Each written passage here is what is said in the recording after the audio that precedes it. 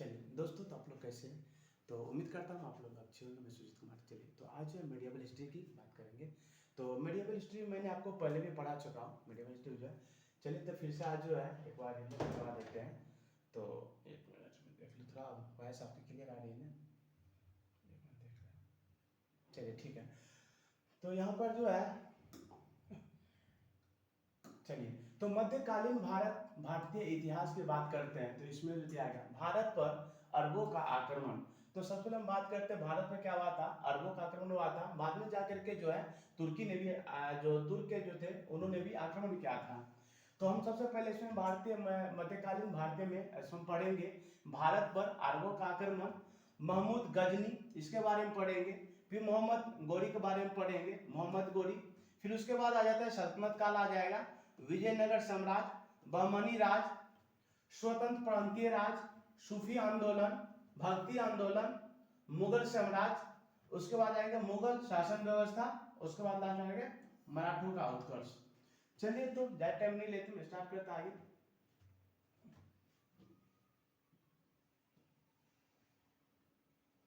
चलिए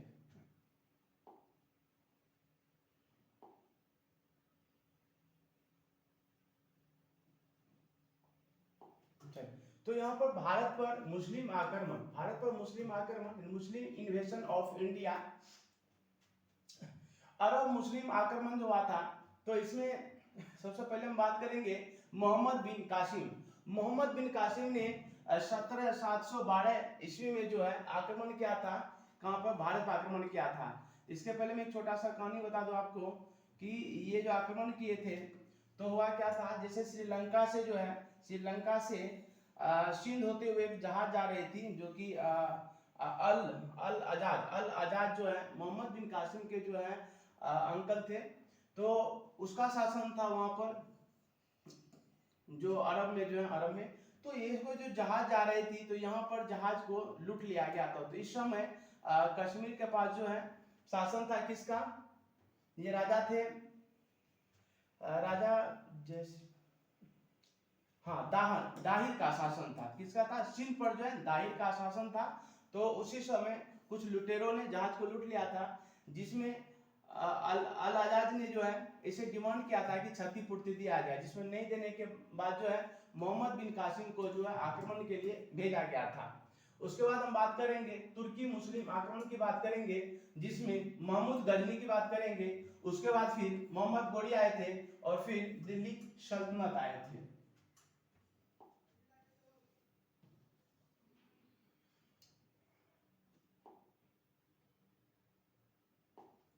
चलिए तो इसमें जो है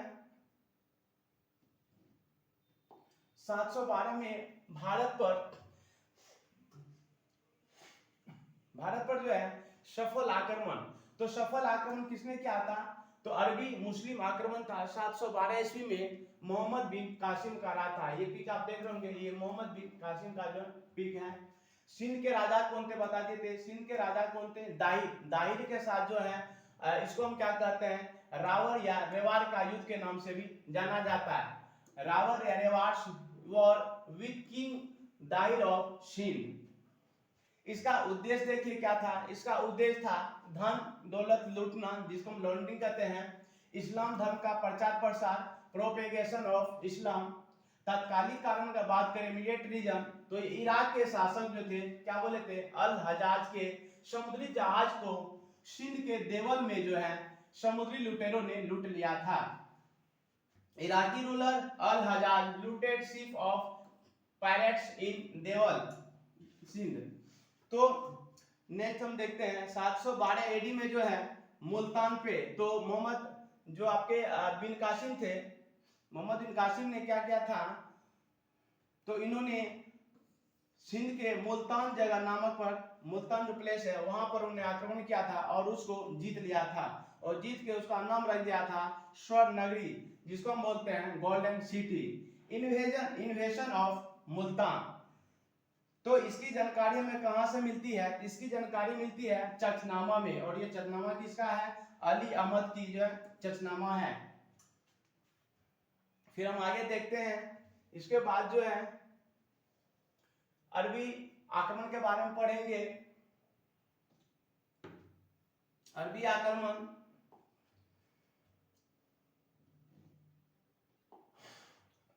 आक्रमण का भारत पर प्रभाव। तो आप अभी जस्ट देखे थे कि मोहम्मद बिन कासिम ने जो आक्रमण किया था तो उसके बाद भारत पर क्या क्या उसका प्रभाव पड़ा। कोई भी राजा जब कहीं पर अधिकार कर लेते हैं, मान लिया अदर कंट्री की बात करें, तो वहां पर अपनी जो रहन सहन है, जो अपनी जो उसका जो सोशल जो मेथड तरीके होते हैं वो सब यूज करेंगे। तो यहाँ पर भारत में क्या किया, इस्लाम का प्रादुर्भाव हुआ, तो वहां पर जो धर्म था इस्लाम वो इंडिया में आ गया और धीरे धीरे उसका विकास होने लगा। तो भारत अरब संस्कृति, व्यापार, ज्ञान, विज्ञान का आदान प्रदान होने लगा। फिर हम बात करें ऊंट पालन की प्रक्रिया की बात करें तो ऊंट पालन की प्रथा, तो कैमल फार्मिंग प्रैक्टिस जो है ये भी हम अरब से लिए हैं। खजूर की खेती की बात करें तो ये भी हम अरब से ही सीखे हैं। दिरहम नामक मुद्रा जो है यहाँ पर चलाया गया था, तो ये किसने चलाया था, तो मोहम्मद बिन कासिम ने चलाया था। जजिया नामक कर लागू करने वाला कौन प्रथम मुस्लिम की बात करें तो ये हमारा कौन है, मोहम्मद बिन कासिम हो जाएगा। तो मोहम्मद बिन कासिम एक ऐसा राजा था जिन्होंने जजिया कर लगाया था, और ये जो कर थे ये नन मुस्लिम थे, यानी कि मुस्लिमों पर नहीं लगाया जाता था, गैर मुस्लिमों पर लगाया जाता था। और कुछ और बातें कर ले तो जैसे भारत से क्या सब उन्होंने ले गया, तो भारत से उन्होंने दशमलव प्रणाली को, जिसको कहते हैं डेसिमल सिस्टम को अपनाया था, और ये जो है अल ख्वारिज ने इसको अपनाया था। फिर ये यहाँ से अरब चला गया और अरब से अबेदार और फिर यहाँ से यूरोप तक पहुंच गया था, और पूरे यूरोप में ये जो है दशमलव प्रणाली का यूज किया जाने लगा था। और हम आगे बात करें तो भारत ने अरब से क्या सब लिया, तो पहले हम बात करें तो मानसून शब्द जो लिया जाता है वो अरबी भाषा है और अरब से ही लिया गया है। और मानचित्र कला की बात करें तो ये भी आपको अरब से लिया गया है। अब कुछ हम साहित्य में देख लेते हैं, तो साहित्य में आर्यभट्ट का जो सूत्र सिद्धांत हो, या फिर चरक संहिता की बात करें, सुश्रुत संहिता की बात करें, या पंचतंत्र की बात करें, तो ये जो है इसको अरबी में अनुवाद करवाया था। तो इन्होंने जो अरबी शासक थे मोहम्मद बिन कासिम जो थे उन्होंने अरबी में से अनुवाद करवाया। फिर हम आगे देखते हैं अल फाजरी ने ब्रह्मा सिद्धांत व खंडन खाद्य का अरबी में अनुवाद करवाया था। कुछ बातें यहाँ देख ले, अरब विज्ञान सच्चे अर्थों में अगर देखा जाए तो अंतरराष्ट्रीय था, ऐसा किसने कहा, तो ऐसा सतीश चंद्र जी कह रहे हैं। चलिए आगे देखें।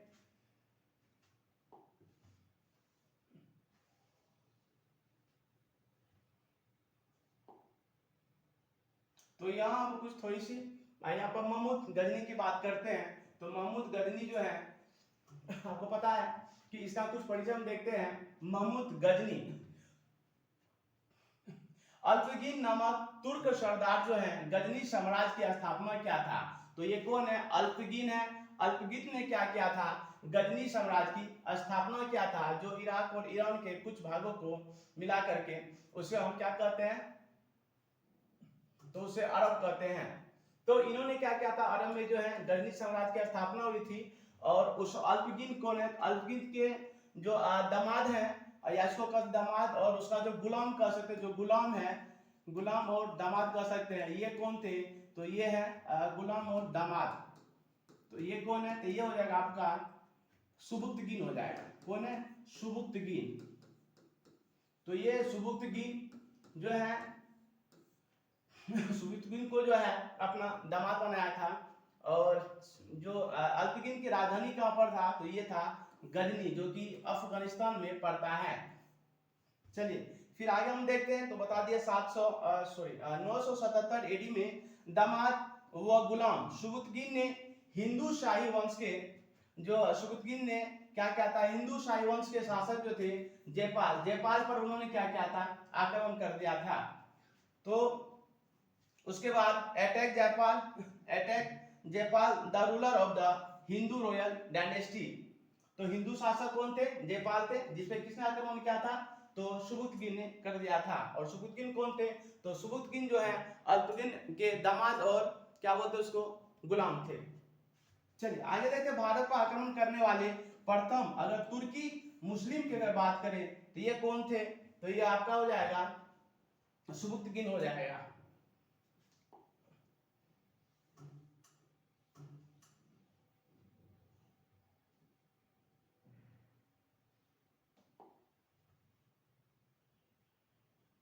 चलिए, तो यहाँ हम देखेंगे जो 1998 की बात करें तो सुबुतगिन का पुत्र कौन बना, तो महमूद गजनवी शासक बना था, कहाँ का, गजनी का।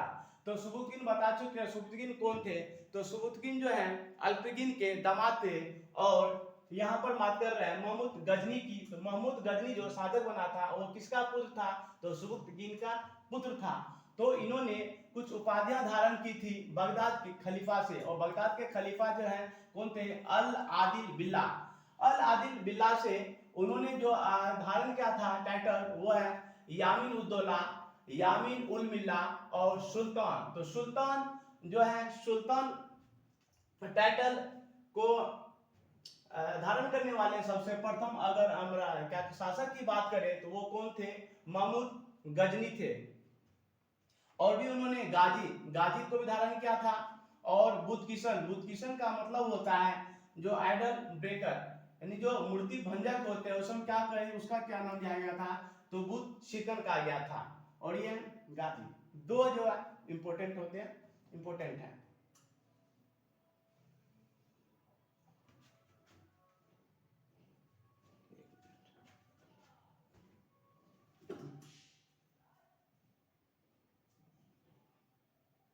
चलिए, तो नेक्स्ट हम देखेंगे भारत पर गजनवी के प्रमुख आक्रमण।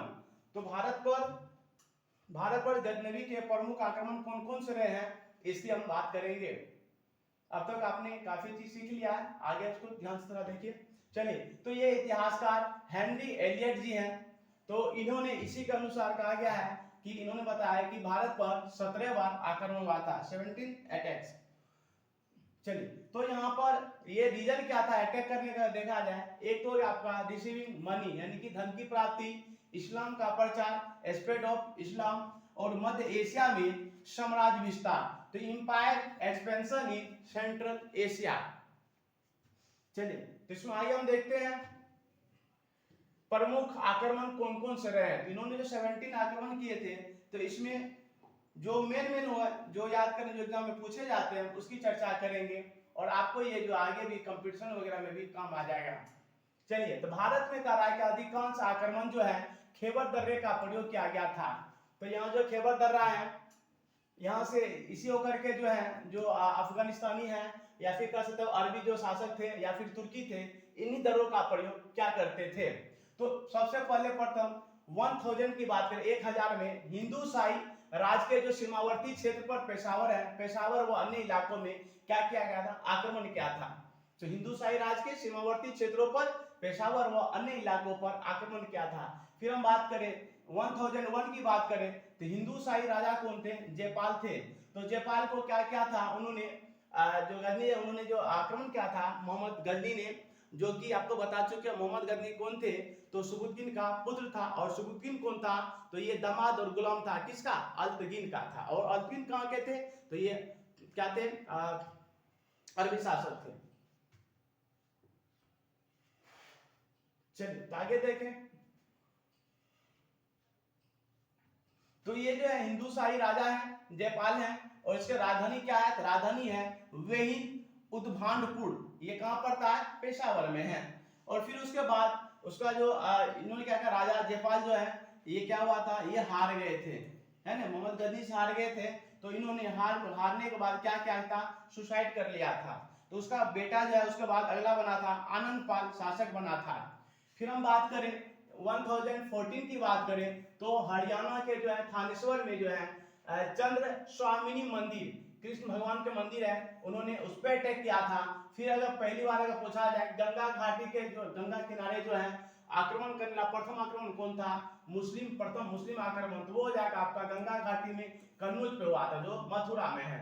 तो कि उस समय राजा कौन थे, तो गुर्जर प्रतिहार राजा राजपाल थे।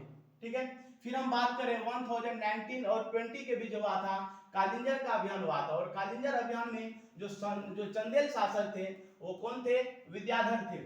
और फिर हम बात करें बहुत ही मोस्ट इंपोर्टेंट क्वेश्चन यहाँ से बनता बार बार, कई बार पूछे जा चुके हैं कि 1025 में सोमनाथ मंदिर जो शिव मंदिर है उस पर आक्रमण किसने किया था, तो मोहम्मद गजनी ने किया था 1025 में। और शासक चालुक्य वंश का उस राजा कौन था, भीम प्रथम थे।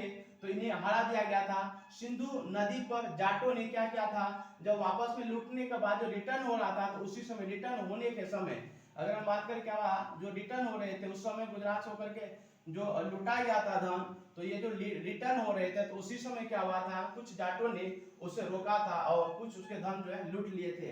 इसी वजह से क्या हुआ था, फिर से दोबारा जो है मोहम्मद गजनी ने फिर दोबारा से भारत आया था और फिर से आक्रमण किया था, किस पर, मुल्तान के पास खोखरो जाटों के विरुद्ध किया था। तो इसीलिए दोबारा जो है वापस आता है, 1027 में आक्रमण किया था और फिर 1030 में इसकी मृत्यु हो जाती है। ठीक है, तो आज के टॉपिक में इतना ही रहने देते हैं, फिर आगे हम देखेंगे। इसके बाद हम पढ़ाएंगे आपको मोहम्मद गजनवी के अन्य महत्वपूर्ण तत्व क्या है। ठीक, ओके, थैंक यू। आप लोग को वीडियो कैसा लगा, अगर चैनल पर फर्स्ट टाइम आए तो सब्सक्राइब जरूर कीजिएगा, कमेंट और लाइक जरूर कीजिएगा, कमेंट करना नहीं भूलेगा।